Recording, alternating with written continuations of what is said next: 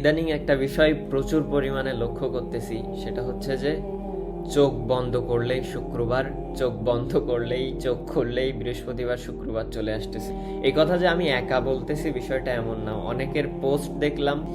বিষয়টা মোটেও কাকতালীয় না, আমি নিজেই অনুধাবন করতেছি কিভাবে কিভাবে যেন দিন কেটে যাচ্ছে।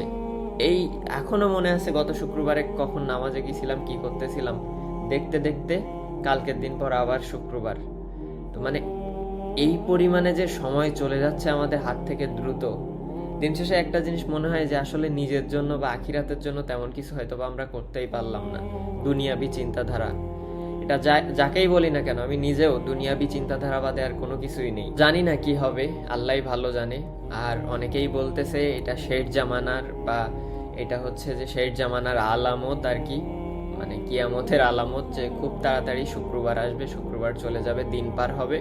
আসলেই হচ্ছে, মানে দিন কিভাবে যেন কেটে যাচ্ছে। সকালে আমি অফিসে যাই, দেন বিকালে আসি, এসে ঘোরাফেরা করে খাওয়া দাওয়া করে ঘুম, দেন হচ্ছে যে আবার একটা দিন শেষ ওইখানেই। দেখতে দেখতে